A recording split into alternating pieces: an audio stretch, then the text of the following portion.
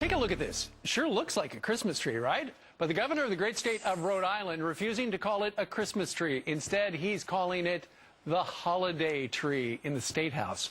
Our next guest is going with something else, and it's pretty bold. Joining us right now is Rhode Island State Representative Doreen Cost. Good morning to you, Doreen Costa. Good morning. It's great to have you. Hey, Doreen, in January, there was a resolution there in your state legislature saying what? To call the Christmas trees in the State House and in the Providence area Christmas trees, not holiday trees. And the resolution did pass unanimously on the House floor. Now, why'd you have to come up with this resolution? Who is calling that Christmas tree a holiday tree? Well, I'm a freshman legislator, and we were having our freshman orientation, and we were on the steps of the State House, and someone had walked by and said, you know, I think this is a holiday tree, or is it a Christmas tree, and what do we call it? And I looked right at the guy, and I said, it's a Christmas tree. He's like, well, it's supposed to be a holiday tree. So at that point, I was, a little disturbed about that. I walked into my office and I said I'd like to draft a resolution calling it a Christmas tree, and that's pretty much how it all began, Steve. Look, they got it from a Christmas tree farm. It's a Christmas tree. It's just kind of crazy. They got it from Big John Layden's Christmas tree farm here down in Rhode Island.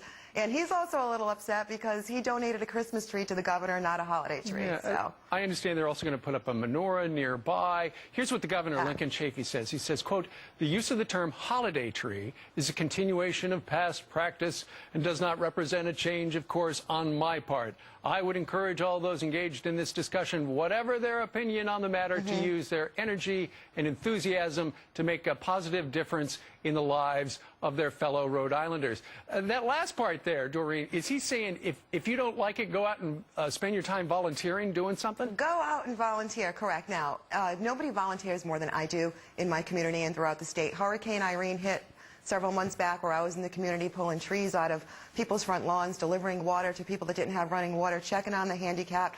Last week I was helping, get donations for the North Kingstown food pantry. This week I'm going to be packaging, making packages to send to the troops. So, I mean, if he wants to volunteer a little bit with me and walk in my shoes, come on, Governor, bring it on. Sure. You know, the ironic thing is, at the White House, I saw pictures of the Obama family welcoming in the last week or two the White House Christmas tree.